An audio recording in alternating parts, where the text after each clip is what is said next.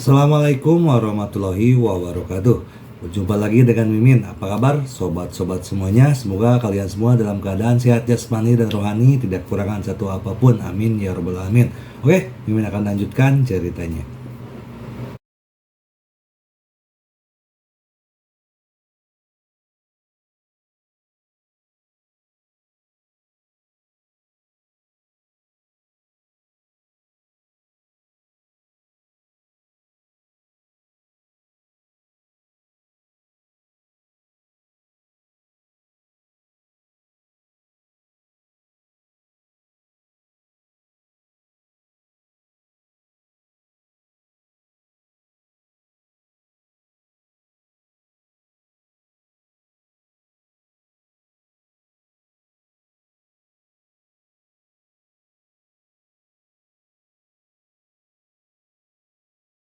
Bab 771-780. Ketika Malan mendengar Xiao Changkun mengungkit perceraian lagi, kemarahannya meledak. Namun, dia tidak melampiaskan amarahnya sama sekali. Karena dia tahu bahwa saat ini, dia hanya harus bertahan. Siapa yang membiarkan dirinya berjudi dan kehilangan lebih dari 2 juta yuan? Pada saat ini, tahan dulu, tunggu sampai Anda menemukan peluang, lalu selesaikan skor dengan Xiao Changkun. Memikirkan hal ini, dia menghela nafas, dan berkata, "Suamiku, kamu benar, pergi ke spa memang terlalu mahal, lebih baik aku menabung untuk keluarga dan berhenti melakukannya." Saat ini, Xiao Changkun merasa agak terlena. Setelah bertahun-tahun, Malan tidak pernah bisa menekan Malan. Terkadang Malan mengatakan sesuatu, dan jika dia mengemukakan pendapat yang berbeda, dia pasti akan membuat Malan memarahinya. Namun kini, Malan sepertinya sudah mulai berkompromi dengan dirinya sendiri. Jika Malan bisa melayani saya dengan patuh di depannya di masa depan, bukankah dia akan menjadi budak yang bertobat dan bernyanyi? Tapi Xiao Changkun mau tidak mau menjadi lebih berhati-hati. Pelacur ini telah mendominasi sepanjang hidupnya. Bisakah dia benar-benar mengubahnya sekaligus? Memikirkan hal ini, dia siap untuk mencoba wanita ini. Jadi, dia berkata kepada Malan, "Aku akan mandi, dan kamu bisa membuatkanku secangkir teh panas dan membawanya masuk." Malan bertanya. Dengan heran, "Apa yang kamu lakukan mandi di sore?" Malan menggertakkan giginya dengan marah. Tetapi kemudian dia berpikir, jika dia pergi mandi, apakah dia tidak bisa menggunakan teleponnya, lalu saya cukup mentransfer 2 juta ke kartu saya. Ketika saatnya tiba, uang akan ada di tanganmu. Mengapa kamu Xiao Changkun berpura-pura agresif terhadapku? Jika saya ingin mendapatkan fasial, saya bisa melakukan fasial. Jika saya ingin spa, saya bisa melakukan spa. Jika saya ingin bermain mahjong, saya bisa bermain mahjong. Apakah Anda tidak yakin? Jika Anda tidak menerimanya, keluarlah dari sini. Jadi, Malan segera mengangguk, dan berkata dengan hormat, "Suamiku, kamu bekerja sangat keras setiap hari, aku akan mengikutimu dalam segala hal mulai sekarang.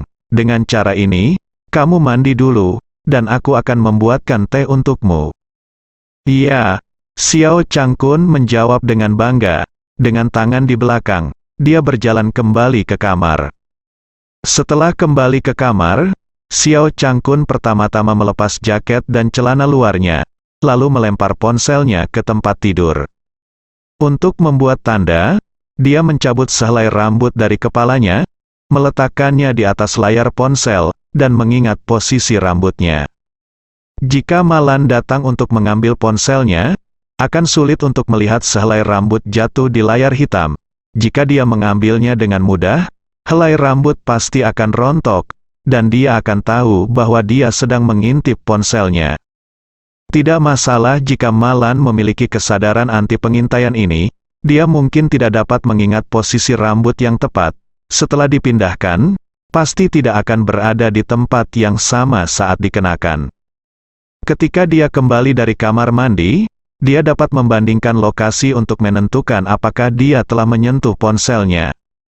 Setelah melakukan semua ini, Xiao Changkun menyenandungkan lagu pendek dan pergi ke kamar mandi.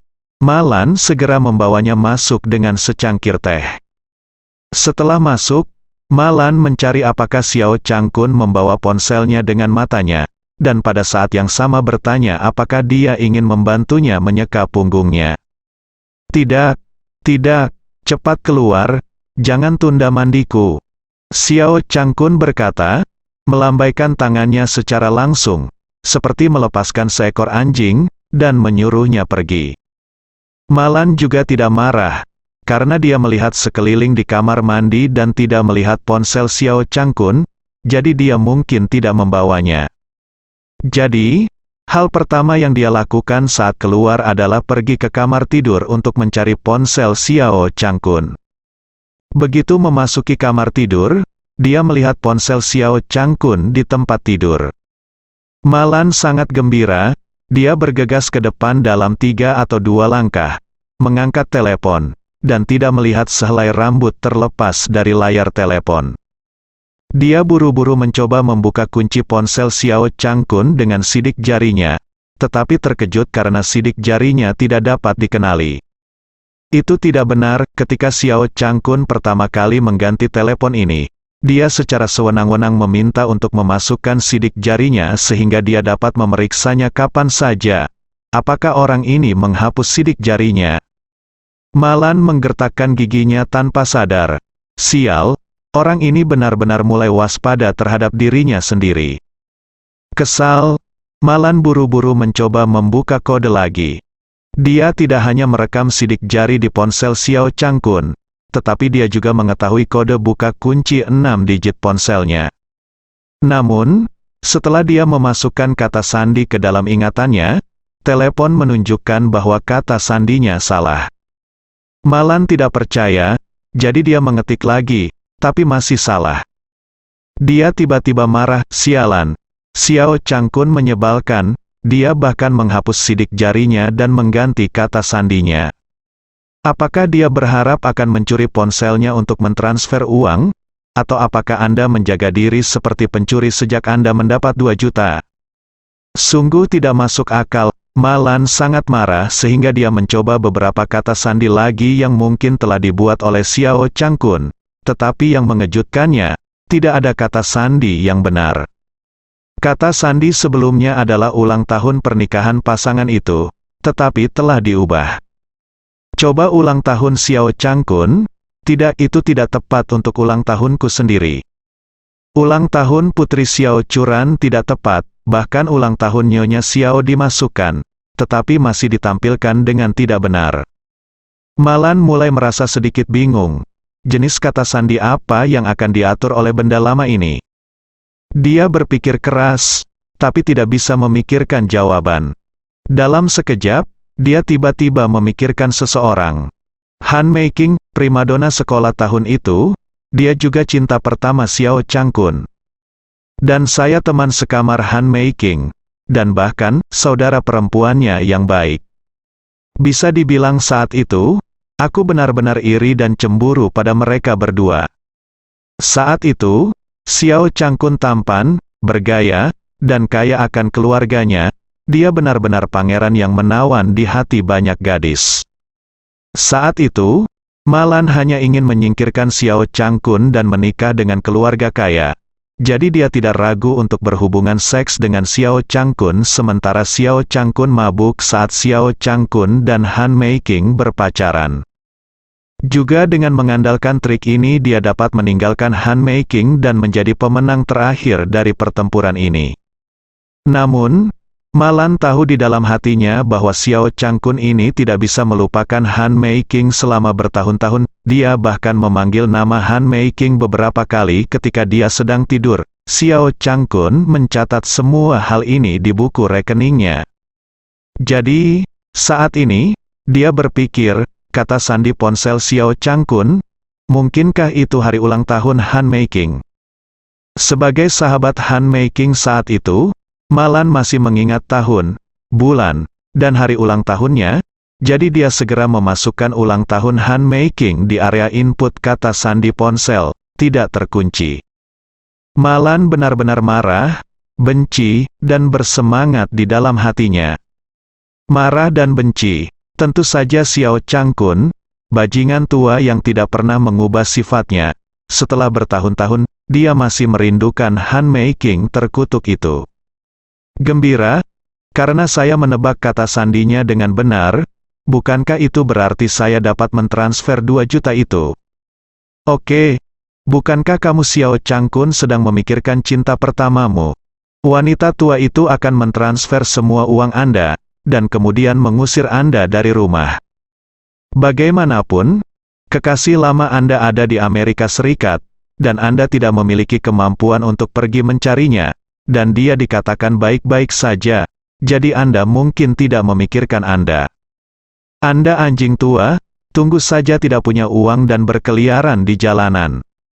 Malan menggertakkan giginya pada Xiao Changkun dengan kebencian, dan segera membuka mobile bankingnya, siap masuk dan mentransfer semua 2 juta yang diberikan Ye Chen padanya. Saat memasuki mobile banking dan meminta kata sandi, dia langsung menggunakan ulang tahun Han Meiking, dan dia masuk. Saat ini, ada 2.027.232,15 yuan di saldo kartu bank. Di antara mereka, 2 juta baru saja ditransfer oleh Xiao Changkun, dan 20.000 diberikan kepada Xiao Changkun oleh Ye Chen untuk mentraktirnya makan malam terakhir kali, tetapi Xiao Changkun tidak menghabiskan uang ini. 7.000 yuan sisanya adalah uang pribadi Xiao Changkun. Malan segera mengklik transfer, mengisi akunnya sendiri, lalu memasukkan 2.027.232.14 di kolom jumlah transfer.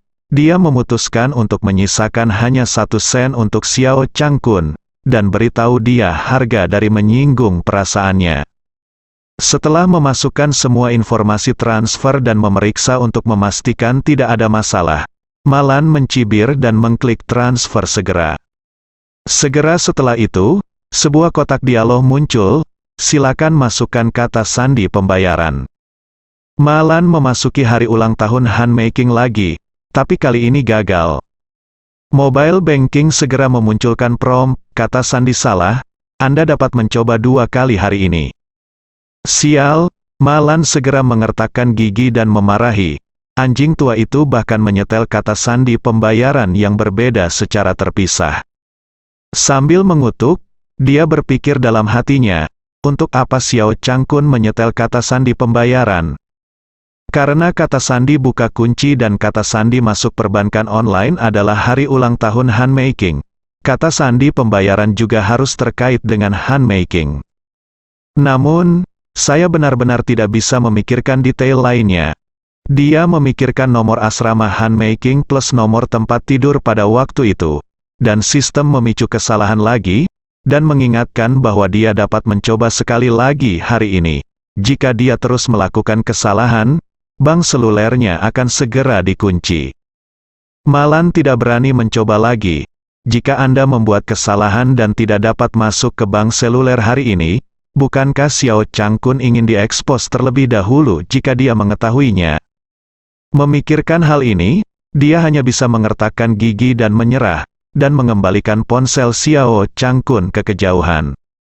Namun, dia sudah membenci Xiao Changkun dan menggertakkan giginya di dalam hatinya saat ini, dan akan mencari seseorang untuk memberinya perawatan yang baik, sehingga dia tidak akan pernah melupakan Vixen itu dalam pikirannya.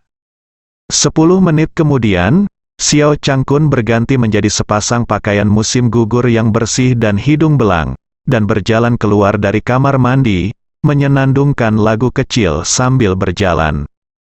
Malan sudah meninggalkan kamar tidur dan duduk di ruang tamu berpura-pura menonton TV. Xiao Changkun kembali ke kamar dan buru-buru memeriksa ponselnya di tempat tidur. Lokasi ponsel tidak berubah, tetapi rambut di ponsel sudah lama hilang. Tampaknya wanita tua itu benar-benar mencoba membuka kunci ponselnya secara diam-diam. Dia membuka kunci ponselnya untuk satu tujuan, uang. Untungnya, saya pintar dan mengubah kata sandi terlebih dahulu. Jika tidak, jika saya tidak menontonnya selama 2 menit, Malan mungkin akan mengambil 2 juta.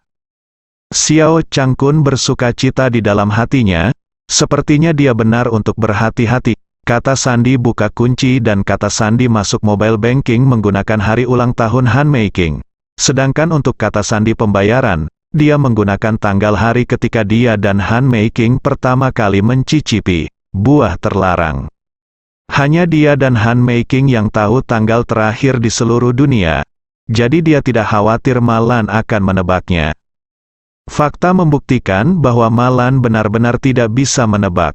Tapi jika Malan tahu tentang ini, dia mungkin bisa langsung membunuh Xiao Changkun dengan pisau. Sepanjang sore, Malan tampak sibuk. Dia telah memikirkan cara untuk berurusan dengan Xiao Changkun dan mengeluarkan uangnya, tetapi setelah banyak pertimbangan, dia tidak membuat kemajuan berarti.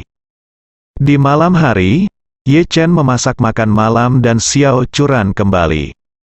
Begitu Xiao Churan kembali, Xiao Changkun menyuruhnya untuk membiarkannya pergi ke kota furnitur bersama besok pagi.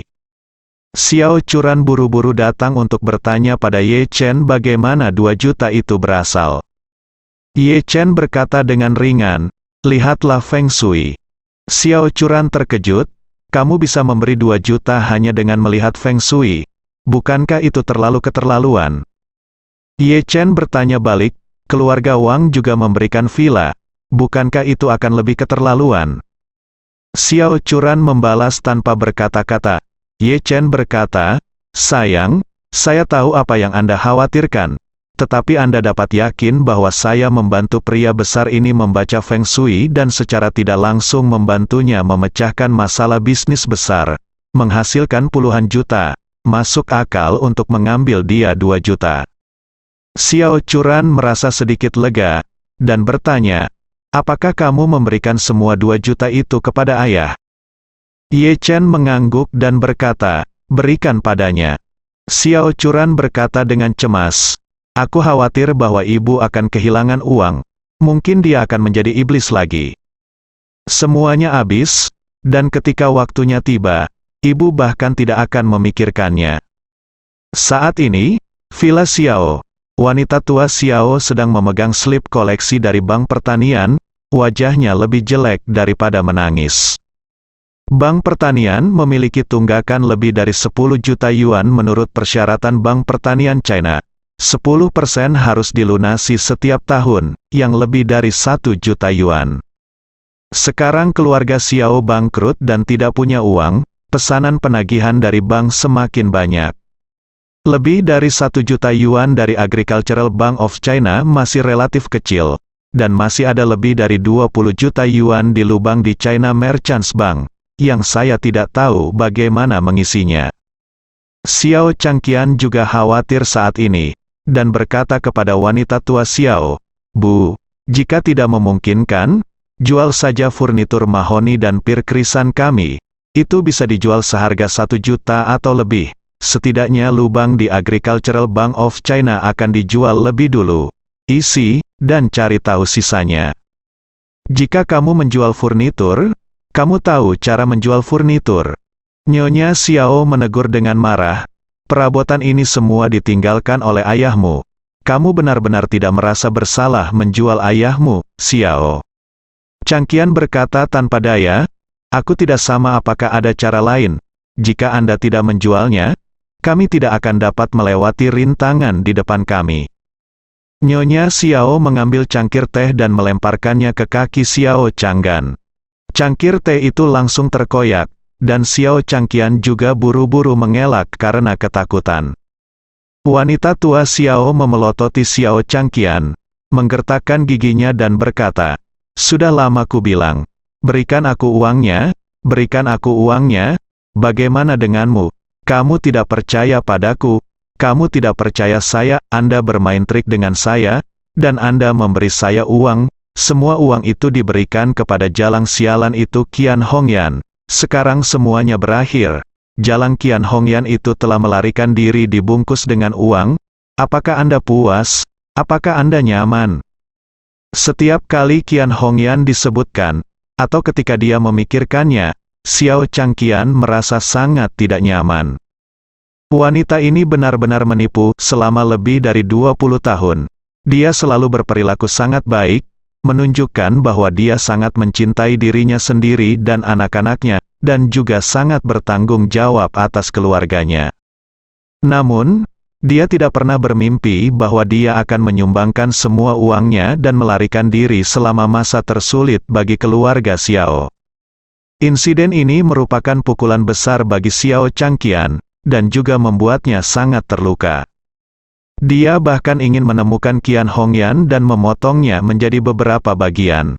Namun, kenyataannya sama sekali tidak memberinya kesempatan ini. Dia meminta orang untuk bertanya kemana-mana, mencari petunjuk kemana-mana, tapi tidak menemukan apa-apa. Qian Hongyan menghilang sepenuhnya, seolah-olah dunia telah menguap. Melihat ekspresi marah wanita tua itu, dia tidak punya pilihan selain membujuknya. "Bu, apa yang kamu katakan benar, tetapi masalah terbesar kita sekarang adalah kita membutuhkan sejumlah uang untuk keadaan darurat, perabotan di rumah kita, atau barang antik ditinggalkan oleh ayahku. Anda harus mengambil beberapa dari apa yang Anda katakan dan menjualnya, sehingga Anda dapat menukar sejumlah uang untuk menyelamatkan hidup Anda." Ketika Nyonya Xiao mendengar bahwa Xiao Changqian memintanya untuk menjual furnitur atau barang antik, dia menjadi marah. Dia berkata dengan marah, "Aku tahan menjual furnitur, tetapi bahkan tidak berpikir untuk menjual barang antik. Itu adalah buku peti mati yang ditinggalkan ayahmu untukku ketika dia meninggal." Xiao Changqian buru-buru membujuk, "Bu, pria ini, yang paling penting masalahnya adalah ketika kamu masih hidup. Barang antik itu, apakah kamu menyembunyikannya sampai ayahku membawanya kembali?" "Jangan kentut," Nyonya Xiao tua mengutuk dengan marah, dan berteriak, "Kamu tahu kentut apa? Di bank terdaftar, dan begitu bank datang untuk menyitanya, pasti akan menahan kumpulan furnitur ini. Tetapi bank tidak tahu tentang barang antik itu. Setelah kami akhirnya tidak dapat pulih, dan rumahnya diambil oleh bank, barang antik itu masih bisa digunakan untuk menyelamatkan nyawa." Xiao Changqian tiba-tiba menyadarinya, menjual furnitur sekarang sama dengan membuang barang-barang yang digadaikan ke bank secara diam-diam di muka, yang dapat dianggap sebagai penggantian kerugian. Tapi sekarang menjual barang antik, begitu orang di bank mengetahuinya dan memikirkannya, mereka mungkin menggali 3 kaki untuk menemukan semua barang antik ini. Oleh karena itu, barang antik ini tidak dapat dijual kecuali benar-benar diperlukan. Oleh karena itu, Xiao Changqian buru-buru memuji dan berkata, "Bu, Anda harus berpikir lebih komprehensif, dan saya akan mendengarkan Anda." Nyonya tua Xiao mendengus dingin, dan berkata, "Jika Anda mendengarkan saya lebih awal dan memberi saya uang, Anda tidak akan bisa melakukannya hari ini, seperti sekarang." Memikirkan kesengsaraan bahwa keluarga Xiao telah memotong sumber pendapatan mereka dan masih banyak hutang, wanita tua Xiao melompat dengan marah. Dan semua ini berkat istri Xiao Changqian, Qian Hongyan. Jika bukan karena wanita jalang itu, Qian Hongyan, yang melarikan diri dengan membawa uang, bagaimana keluarga Xiao bisa direduksi menjadi situasi yang menyedihkan seperti sekarang ini? Terlebih lagi, wanita tua Xiao sudah memikirkannya, meminta putranya untuk mengambil 8 juta terlebih dahulu, untuk melunasi sebagian dari hutang luar negeri bank, dan kemudian menyeretnya sebentar untuk mencari solusi lain. Tapi sekarang, semuanya sia-sia, tidak ada uang untuk uang, tidak ada orang untuk orang, bank sudah bergegas ke pintu, dan seluruh keluarga Xiao sudah dalam keadaan bobrok dan tertekan. Semakin Nyonya Xiao memikirkannya, semakin marah dia tidak bisa menahan diri untuk tidak memukul meja, dan memarahi, "Qian Hongyan, jalang, aku tidak menyadari bahwa dia dilahirkan sebagai pemberontak, dia dan Malan, cecurut itu, sama seperti orang yang sama, membiarkannya menikah dengan keluarga Xiao adalah keputusan yang paling saya sesali dalam hidup saya. Seharusnya saya mengusirnya dari keluarga Xiao dan mati kelaparan di jalanan." Berbicara tentang ini, wanita tua Xiao mengertakkan gigi gerahamnya dan berkata dengan marah, "Pelacur ini bersenang-senang sekarang, Saya memiliki lebih dari 2 juta uang tunai di tangan saya, dan saya merawat anak laki-laki saya. Saya tidak tahu di mana saya sedang bersenang-senang sekarang." Nyonya Xiao tidak tahu bahwa saat ini menantu perempuannya Qian Hongyan jauh lebih buruk daripada keluarga Xiao. Setiap hari dia menggali batu bara di tambang batu bara yang gelap, dan dia harus memakai belenggu besi dengan berat lebih dari 10 kilogram di kakinya. Tidak mungkin beristirahat jika dia tidak bekerja selama 12 jam sehari, dan tangan serta kakinya ditutupi dengan lepuh berdarah. Selain itu, pemilik Hei Chaotian, tempat Qian Hongyan bekerja, sangat kejam. Dia mengatur pengawas yang kejam untuk pekerja yang dikirim Hongwu, dan memukuli mereka dengan keras untuk penggalian batu bara. Cambuk itu memukul dengan keras.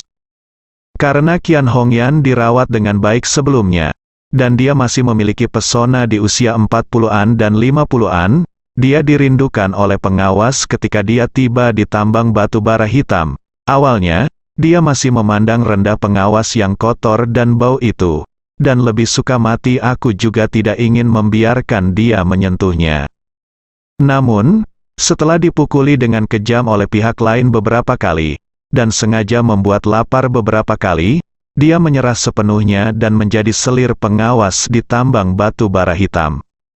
Setelah bekerja sebagai selir untuk pengawas, meskipun dia merasa lega dalam pekerjaan fisik, dia disiksa secara mental. Awalnya, dia juga seorang wanita yang bernilai puluhan juta dan tinggal di villa setiap hari. Dia bisa dianggap setengah wanita. Tapi sekarang, di dalam rumah beratap genteng yang gelap, kotor, dan bahkan bau, dia harus mencoba yang terbaik untuk melayani supervisor tua cabul itu dengan tubuhnya. Baginya, itu hanyalah siksaan terbesar di dunia. Tetapi untuk hidup, agar tidak dipukuli atau kelaparan, Qian Hongyan hanya bisa memilih untuk berkompromi. Namun, keluarga Xiao saat ini tidak tahu bahwa dia menderita rasa sakit dan penghinaan seperti itu. Dia pikir dia sedang berbaring di sebuah hotel bintang 5, dilayani oleh kekasihnya yang 20 tahun lebih muda darinya. Oleh karena itu, ketika wanita tua Xiao memarahi Qian Hongyan, Xiao Changqian dan putra serta putrinya mendengarnya, tidak hanya tidak marah, tetapi juga menimbulkan kemarahan dan ketidakpuasan di hati mereka. Mengatakan bahwa orang-orang yang menjadi korban terburuk Qian Hongyan adalah milik keluarga Xiao Changgan. Untuk Xiao Changqian, dia kekurangan orang dan uang, dan dia berpikir sepanjang hari apakah Qian Hongyan mengambil lebih dari 10 juta yuan untuk mencari pemuda dengan panik di luar, dan mengenakan topi hijau yang tak terhitung jumlahnya pada dirinya sendiri. Adapun Xiao Hailong dan Xiao Weiwei, alasan mengapa mereka membenci Qian Hongyan sangat sederhana, yaitu uang. Tanpa uang, keluarga Xiao berjuang, dan bahkan dua generasi kedua mereka yang kaya terpuruk seperti anjing, hidup sesengsara mungkin. Sialan, Qian Hongyan menyebalkan. Jika aku menangkapnya suatu hari nanti, aku harus mematahkan kakinya, kalau tidak aku tidak akan bisa melampiaskan amarahku. Xiao Changqian menggertakkan giginya dan mengumpat dengan keras. Dia berkata dengan kesal, "Saya sedang mencari mobil, dan saya akan membawa furnitur ini ke kota furnitur besok pagi. Biarkan mereka melihatnya dan memperkirakan harganya, dan jika cocok, saya akan menjualnya langsung." Nyonya tua Xiao melihatnya dengan menyakitkan. Perabotan yang dipajang di rumah penuh dengan keengganan. Ketika Tuan Xiao masih hidup, keluarga Xiao bersenang-senang. Beberapa perabot terbuat dari kayu huang-huali berkualitas tinggi. Belum lagi nilainya yang tinggi, tetapi artinya juga berbeda. Namun, tidak ada yang bisa dilakukan jika Anda tidak tahan. Jika Anda tidak menjualnya, cepat atau lambat akan kembali ke bank. Jadi, dia berkata kepada Xiao Changqian, jika furnitur ini dijual lambat, nilainya setidaknya 16,7 juta. Jika kami menjualnya dengan tergesa-gesa, pihak lain pasti akan menurunkan harganya. Jadi harganya pasti tidak akan terlalu tinggi. Tetapi jika kita bisa mendapatkan 1,3 juta, kamu bisa bergerak. Oke. Xiao Changqian mengangguk, dan berkata, 1,3 juta tidak banyak, setidaknya kita bisa berputar sebentar. Saat ini, Xiao Changkun sedang berbaring di sofa. Saya mencari gambar furnitur yang relevan dengan ponsel saya, ingin melihat beberapa gaya furnitur yang menarik terlebih dahulu. Malan bergumam ke samping dengan motif tersembunyi. Changkun, jangan buang-buang uang untuk furnitur, hemat uang dan kita akan hidup di masa depan. Xiao Changkun mendengus dengan jijik dan berkata, menantu laki-lakiku berkata, 2 juta itu semua digunakan untuk membeli furnitur dan peralatan rumah tangga. Malan tiba-tiba menjadi cemas, dan berkata, saya semua membeli furnitur, bukankah hidup sudah berakhir? Xiao Changkun berkata dengan tidak puas, apa yang kamu teriakkan? Uang ini diberikan oleh Ye Chen, dan itu khusus digunakan untuk membeli furnitur untuk peralatan rumah tangga. Jika Anda menghabiskan 1,5 juta, sisa 500.000 harus dikembalikan ke Ye Chen. Saya menyarankan Anda untuk tidak khawatir, saya menang, aku tidak memberimu 1 sen pun. Kamu, Malan mengertakkan gigi karena benci. Tetapi saat ini, Xiao Changkun memiliki 2 juta di tangannya, dan dia tidak memiliki apa-apa di tangannya. Sebelum dia memecahkan kata sandinya, dia tidak dapat melakukan apa-apa. Pada saat ini, Xiao Changkun melihat satu set furnitur serba kayu bergaya Tiongkok klasik, dan menghela nafas. Jika Anda dapat menerima satu set furnitur seperti ini, atau membawa set furnitur Huang Huali dan mahoni sebelumnya dari keluarga Xiao, dan taruh di set kami di villa baru, itu sangat sempurna. Pagi-pagi keesokan harinya, keluarga Ye Chen yang terdiri dari 4 orang makan malam, dan kemudian pergi langsung ke kota furnitur. Malan memikirkannya sepanjang malam, tetapi dia tidak memikirkan bagaimana cara mengeluarkan uang dari rekening bank Xiao Changkun. Melihat uang itu akan dihabiskan, dia dengan cemas menggaruk hatinya. Pada saat yang sama, keluarga Ni, Xiao juga bangun pagi-pagi. Setelah sarapan, truk tiba, para pekerja memuat furnitur Huang Huali keluarga Xiao ke dalam truk, dan kemudian pergi ke kota furnitur bersama keluarga Xiao. Di sebelah barat Jinling, terdapat kota furnitur berskala besar, tempat hampir semua penjual furnitur di Jinling berkumpul di sini. Ada berbagai macam furnitur berkualitas tinggi, sedang, dan rendah di sini, yang bisa dikatakan sebagai tempat terbaik untuk membeli furnitur. Xiao Changkun sendiri selalu dipengaruhi oleh Tuan Xiao, dan dia terutama menyukai benda-benda kuno. Dia tidak hanya suka berdagang barang antik, tetapi juga menyukai furnitur lama, terutama furnitur lama yang terbuat dari kayu yang bagus. Dia selalu menyukai set furnitur Huang Huali di Villa Xiao, tapi sayang dia tidak bisa menyimpannya untuk dirinya sendiri. Jadi dia hanya bisa memikirkannya. Hanya karena menyukai furnitur kayu tua, Xiao Changkun langsung pergi ke toko furnitur kayu di sini sesampainya di kota furnitur. Ketika Malan melihatnya langsung pergi ke toko furnitur kayu, dia segera menarik wajahnya ke bawah, dan berkata, Xiao Changkun, kamu tidak boleh membeli setumpuk furnitur kayu busuk untuk pulang, rumah kami didekorasi dengan mewah villa. Jika Anda ingin membelinya, Anda dapat membelinya. Semacam furnitur mewah bergaya Eropa, furnitur kayu semacam itu, pedesaan dan mahal, dan tidak nyaman untuk diduduki. Jadi Anda tidak bisa membelinya. Apa yang kamu tahu? Xiao Changkun berkata dengan nada menghina, furnitur Cina semuanya tentang kayu dan detail, dan benda ini masih ada banyak ruang untuk apresiasi, dan orang terpelajar bisa memahaminya. Malan berseru. Kita berdua dari universitas yang sama, apakah menurutmu kamu lebih berpendidikan daripada aku? Xiao Changkun melambaikan tangannya. Budaya seperti ini mengatakan ini latar belakangnya. Aku tidak bisa menjelaskannya padamu.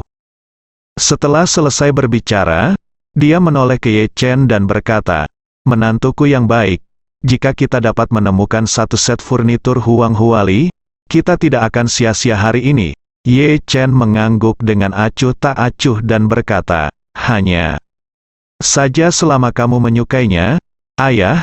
Melihat Xiao Changkun mengabaikannya, Malan menghentakkan kakinya dengan marah. Dia pasti sudah gila dengannya sejak lama. Tapi sekarang dia tidak berani menjadi gila dengannya begitu saja. Lagi pula, dia tidak punya sepeser pun sekarang. Bukankah terlalu pasif untuk memalingkan wajahnya saat ini? Jadi dia hanya bisa menarik Xiao Churan ke samping, dan berkata, "Churan, tolong bujuk ayahmu untuk tidak membeli perabot kayu mencolok semacam itu, yang mahal dan jelek. Apa yang kamu coba lakukan? Tinggalkan ratusan ribu di bank. Bukankah lebih baik mempersiapkan diri untuk keadaan darurat?" Xiao Churan berkata tanpa daya, "Bu, karena Ye Chen telah memberi ayah kendali penuh atas uang itu, mari kita berhenti ikut campur." Untukku, Malan tidak menyangka Xiao Churan itu sama sekali tidak setuju dengannya, dan tiba-tiba merasa tidak nyaman. Xiao Churan berkata dengan serius, "Bu, kamu telah kehilangan begitu banyak uang bermain kartu. Kamu harus belajar dan tenang. Karena kamu telah setuju untuk membiarkan ayah mengurus uangnya, kamu harus menghormati pilihan ayah." Malan merasa tersangkut di tenggorokannya. Betapa tidak nyamannya itu. Saat ini, Xiao Changkun langsung masuk ke sebuah toko bernama Pear House yang berspesialisasi dalam furnitur Huang Huali dan cukup terkenal di Jinling. Begitu saya masuk, seorang pemandu belanja maju dan bertanya dengan antusias, "Apa yang kamu cari?" Xiao Changkun berkata, "Saya ingin melihat furnitur rosewood untuk ruang tamu." Pemandu belanja buru-buru bertanya, "Kalau begitu bolehkah saya tanya keluargamu, seberapa besar ruang tamunya?" Xiao Changkun berkata, "Ini sekitar 100 meter persegi. Setelah pengiriman, staf pemeliharaan akan memperbaiki konten bab dalam waktu 2 menit, harap tunggu dengan sabar." Ruang tamu lebih dari 100 meter persegi? Pemandu belanja tercengang setelah mendengar ini, dan berkata, "Bukankah ini terlalu besar?" Xiao Changkun tersenyum dan berkata, "Bisakah ruang tamu terlalu kecil untuk villa terbesar Thomson Yipin?" Dengan keterkejutan di matanya, pemandu belanja buru-buru berkata, "Tuan, untuk ruang tamu sebesar ini, Anda perlu membeli lebih banyak furnitur agar tidak terlalu kosong." Saat dia berbicara, belanja pemandu buru-buru membawanya ke satu set. Di depan sofa Huang Huali, dia memperkenalkan, "Tuan, sofa Huang Huali 3221 kami dirancang khusus untuk pelanggan villa. Total ada 8 kursi. Ini dapat memuat tamu di rumah. Ini sangat megah." Xiao Changkun melangkah maju menyentuh sandaran tangan sofa, dia sangat puas. Dengan tekstur halus di tangannya, dia bertanya dengan rasa ingin tahu, "Berapa harga set ini? Jika Anda suka, kami dapat memberi Anda biaya harga total 1,98 juta. "Hei," Xiao Changkun terkejut dan berkata, "Kamu cukup mahal." Pihak lain menjelaskan, "Ini bahannya dibuat di Hainan, dan bahannya bagus, jadi harganya secara alami lebih mahal. Tetapi villa Thomson Yipin skala besar Anda bernilai setidaknya ratusan juta. Villa mewah seperti itu harus dilengkapi dengan seperangkat sofa seperti itu." Malan mengerutkan kening di samping berkata, "Apa-apaan? Sofa? Satu set harganya hampir 2 juta. Setelah membeli ini, seluruh keluarga bisa tidur di sofa." Belanja, satu set rosewood Burma harganya sekitar 1 juta yuan, dan kami tidak memiliki stoknya sekarang. Setelah selesai berbicara, panduan belanja menambahkan kalimat lain, dengan mengatakan, "Kebanyakan orang yang bermain dengan rosewood masih menyukai bahan Hainan, dan bahan Burma benar-benar tidak memenuhi standar." Xiao Changkun mendecakkan bibirnya, merasa sedikit menyesal. Hampir 2 juta untuk membeli sofa jelas terlalu banyak di luar anggaran. Lagi pula, keluarga tidak hanya membeli sofa, tetapi juga furnitur dan peralatan lain untuk ruang tamu, furnitur untuk setidaknya 2 kamar tidur, furnitur untuk ruang makan, dan peralatan rumah tangga untuk kamar. Perabot kamar tidur dan perabot ruang makan tidak perlu begitu bagus, tapi setidaknya beberapa ratus ribu sudah cukup. Jadi jika Anda ingin membeli sofa yang bagus, anggaran Anda tidak boleh melebihi 1,4 juta. Jadi dia buru-buru bertanya kepada pemandu belanja, jika saya memesan satu set bahan Burma, berapa lama waktu yang dibutuhkan untuk mengirimkan barang? Pembelian lebih merepotkan, butuh waktu lama untuk menunggu kayu masuk, lalu kirim itu ke pabrik pengolahan untuk diproses, dan kemudian mengirimkannya ke Jinling. Terlalu lama, pikir Xiao Changkun, setelah keluarga pindah ruang tamu. Bahkan tidak ada sofa, sepertinya saya hanya bisa melihat sofa lain yang lebih murah. Tepat ketika dia berpikir, dia tiba-tiba mendengar suara yang dikenalnya dan berkata, "Apakah bos ada di sana? Apakah Anda menerima furnitur bekas, Hainan Huang Huali?" Xiao Changkun tanpa sadar berbalik, dan tiba-tiba bertemu dengan kakak laki-lakinya Xiao Changqian yang jalan-jalan ke toko. Xiao Changqian tidak menyangka akan bertemu keluarga Xiao Changkun di sini. Ketika dia memikirkan penampilannya yang menyedihkan saat ini, dia hampir secara tidak sadar ingin berbalik dan pergi. Pada saat ini, seorang pria tiba-tiba keluar dari toko, menatap Xiao Changkun, dan buru-buru bertanya dengan lantang, "Kamu bilang ingin menjual furnitur Hainan Huang Huali. Setelah diserahkan, staf pemeliharaan akan mengoreksi konten bab dalam waktu 2 menit. Mohon menunggu dengan sabar." Xiao Changkun bingung dengan pertanyaan bos. "Saya jelas datang untuk membeli furnitur, bagaimana saya menjualnya?" Jadi dia berkata kepada bos, "Saya di sini untuk membeli furnitur, dapatkah Anda mengerti?" Pemandu belanja juga buru-buru berkata, "Bos, pria ini ingin membeli satu set furnitur Huang Huali." Bos tiba-tiba menyadari, dan buru-buru berkata kepada Xiao Changkun, "Oh, maaf, saya melakukan kesalahan." Kemudian dia menatap Xiao Changqian dan bertanya kepadanya, "Tuan, apakah Anda akan menjual furnitur?" Xiao Changqian mendengar Xiao Changkun berkata bahwa dia ada di sini untuk membeli furnitur, dan saat ini dia benar-benar ingin berbalik dan pergi. Lagi pula, dia juga tidak ingin Xiao Changkun membaca lelucon itu. Namun, toko ini adalah toko furnitur Huang Huali terbesar di Jinling, dan juga merupakan toko yang menerima furnitur Huang Huali bekas dengan harga paling masuk akal di pasaran, 10.000. Jadi, dia hanya bisa menggigit peluru dan berkata kepada bos, "Iya, ini saya. Saya punya satu set sofa dan kursi Hainan Huang Huali yang ingin saya jual. Semuanya barang lama." Bos tertawa terbahak-bahak, "Oke kami terutama membuat furnitur Hainan Huang Huali. Di mana barang-barang Anda? Apakah nyaman untuk melihat-lihat dulu?" Xiao Changqian melirik Xiao Changkun dengan canggung, dan berkata dengan suara rendah, "Barang-barang itu ada di dalam mobil, dan mobil itu sedang parkir. Anda bisa datang dan melihat-lihat dengan saya." Xiao Changkun memandang Xiao Changqian saat ini, diam-diam terkejut di dalam hatinya. Karena hilangnya uang Qian Hongyan, Xiao Changqian sangat bermasalah dan khawatir baru-baru ini, jadi berat badannya turun banyak. Rambutnya tiba-tiba memutih, dan dia terlihat sangat murung. Xiao Changkun belum pernah melihat kakak laki-laki yang begitu dekaden. Dan di samping Xiao Changqian, masih ada putra dan putri Nyonya Xiao dan Xiao Changqian.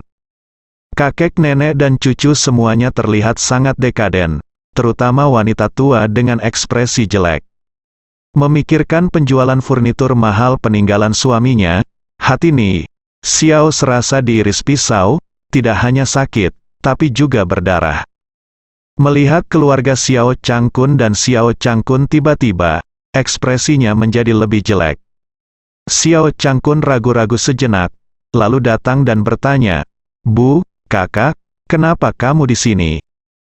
"Hah?" Xiao Changqian berkata dengan dingin, "Apa, kita tidak bisa datang ke tempat ini lagi?" Kata Xiao Changkun buru-buru, "Bukan itu yang saya maksud. Anda baru saja mengatakan bahwa Anda akan menjual satu set furnitur Hainan Huang Huali. Mungkinkah itu yang ditinggalkan ayah saya?" Xiao Changqian tiba-tiba menjadi marah, dan berkata, "Ada apa dengan kamu?" hubungan. Setelah selesai berbicara, dia tidak repot-repot berbicara dengan Xiao Changkun, dan berkata kepada bosnya, "Kamu bisa pergi keluar denganku untuk melihat barang." Oke, bos itu mengangguk, dan meninggalkan toko dengan Xiao Changkun. Wanita tua Xiao mengerutkan kening pada Xiao Changkun saat ini, dan bertanya dengan dingin, "Mengapa kamu ada di sini?" Jadi, dia menjawab dengan hormat, "Bu, bukankah Villa Marvanye sudah selesai didekorasi? Kami berpikir untuk datang ke sini untuk membeli beberapa perabot agar kami bisa pindah." Apa yang dikatakan Xiao Changkun sepenuhnya benar, tetapi di telinga Ni. Memukul wajahnya membuatnya tidak nyaman. Melihatnya sekarang, saya akan diusir dari villa, dan bahkan mulai menjual apa yang ditinggalkan lelaki tua itu untuk mendapatkan beberapa barang. Tetapi keluarga Xiao Changkun yang diusir sendiri dari rumah sebenarnya ingin pindah ke hotel super mewah Thomson Yipin pergi ke villa. Bukankah itu hanya menamparkan wajah Anda? Berpikir bahwa Tangchen Yipin adalah villa terbaik di Jinling. Wanita tua itu merasa tidak nyaman, dan berkata dengan gigi terkatup, "Kamu datang ke sini dengan sengaja untuk pamer dan melihat leluconku?" "Tidak," Xiao Changkun berteriak, "tidak adil, Buru." Buru menjelaskan, "Bu, saya tidak bermaksud begitu. Anda bertanya mengapa saya datang ke sini, jadi saya mengatakan yang sebenarnya." Melihat ekspresi rendah hati Xiao Changkun di depan Nyonya Xiao, Malan merasa sangat kesal. Wanita tua Xiao ini telah menggertaknya selama bertahun-tahun, dan sekarang dia hampir menjual furnitur bekas, dan dia masih memerintahnya di sini. Kepada siapa kamu menunjukkan wajah tua? Memikirkan hal ini, Malan segera melangkah maju dan berkata dengan nada mengejek, "Ya Tuhan, kenapa kamu di sini?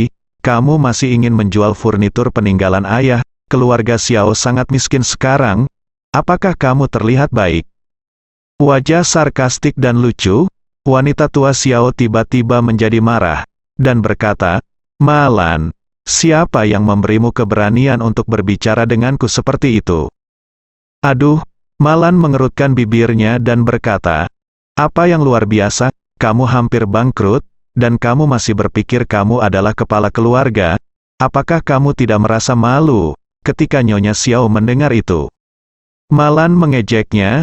Dia langsung berseru, dia memarahi, "Malan, mengapa kamu berbicara denganku? Apakah kamu masih memiliki ibu mertuaku di matamu?" Malan berkata dengan nada menghina, "Aku tahu kamu memandang rendah saya. Yang Anda sukai adalah menantu perempuan tertua Anda, Qian Hongyan. Tetapi menantu perempuan tertua Anda benar-benar berbakti kepada Anda, dan saya mendengar bahwa dia memberi putra Anda kakolt besar dan mengambil semua tabungannya." Berbicara tentang ini, Malan menghela nafas dan menegur dengan sengaja, "Kakak ipar ini benar-benar kejam.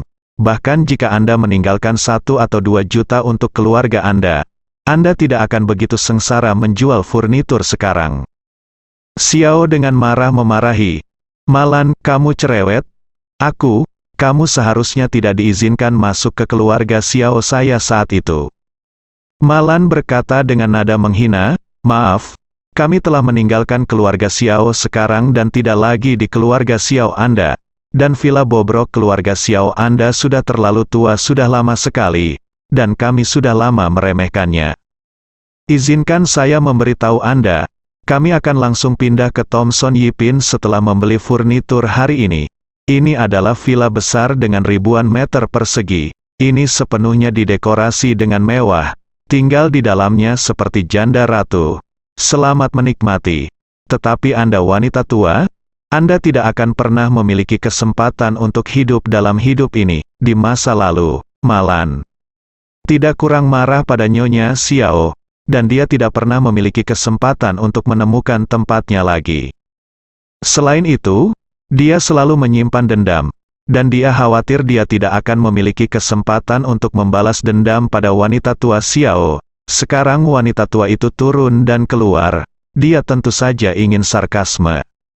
Wanita tua Xiao gemetar karena marah saat ini, dan berkata dengan gigi terkatup, "Malan, jangan terlalu berpuas diri.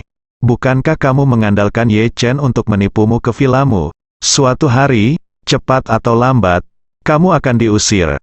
Ketika saatnya tiba, aku akan menunggu untuk melihatmu tidur di jalan."